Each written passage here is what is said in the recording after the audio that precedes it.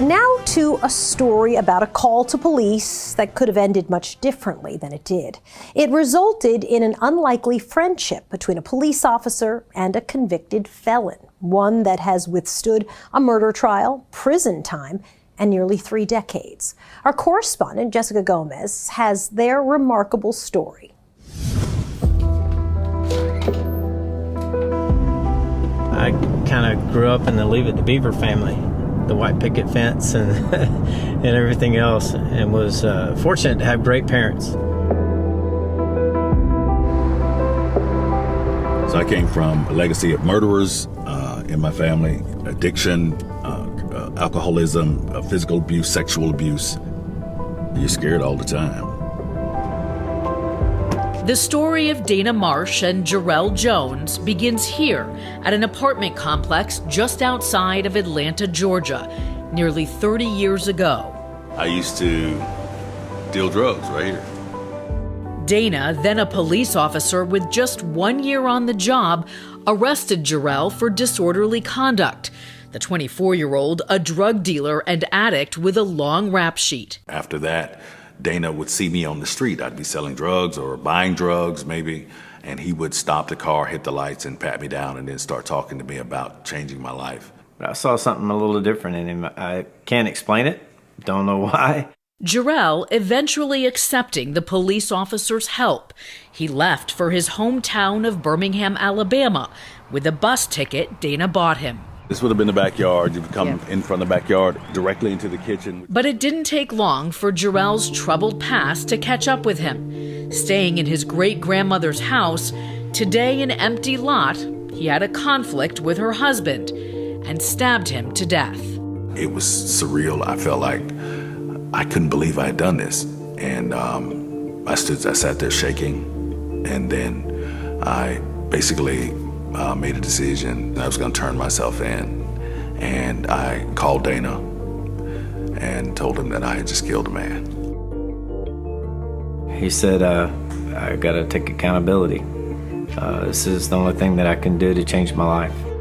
Despite Dana testifying on his behalf, Jarrell was sentenced to life in prison. He was going through a lot of remorse, but he also had realized that the only way that he could make his life worth something is helping those that were coming in that were going to be able to get back out. Moving through prisons in 4 states, that's what Jarrell did, taking accountability classes, studying psychology, and counseling other inmates. From the outside, Dana, busy with a young family, continued to support him. He visited, sent money, went to my hearings. Whatever he could do, he did. He treated me like a brother. After 20 years behind bars, Jarrell's impact on others earning him his release. Nobody had ever talked to y'all like that before? Today, that work continues, mentoring local teenagers, teaching things like landscaping and life lessons, ones he learned the hard way. When I say accountability, what comes to your mind? I tell them that they can be a promise of their environment instead of a product. Words are spirit and words are life. Jarrell's promise, helping neighborhoods like the one in which he grew up heal. His work as a community leader now attracting the attention of Birmingham's top cops and prosecutors. And always there, his friend Dana Marsh. Yep, we don't have a bar right here. Absolutely. The former Georgia cop now markets law enforcement equipment. His world still very different from Jarrell's. There's times that I'll make a statement, Jarrell, instead of saying, well, that's stupid, instead he'd say, well, let's walk through this a little bit, and then help me to have a different perspective, be able to see through his eyes. 2 sets of eyes, they say, but 1 heart. Nearly 3 decades later. What would you tell a young police officer who might be encountering the same situation today? You've got to have compassion. If we don't, things won't change. We learned that from each other then. Yeah, because his compassion towards me translated to my compassion towards others. Father, we thank you for the food we're about to receive. I was a violent criminal.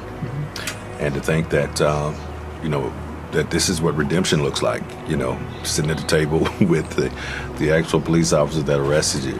Miracles are real, and so toast to miracles. Glad to call you my friend. Thank you. Sir. In Fayetteville, Georgia, for matter of fact, I'm Jessica Gomez.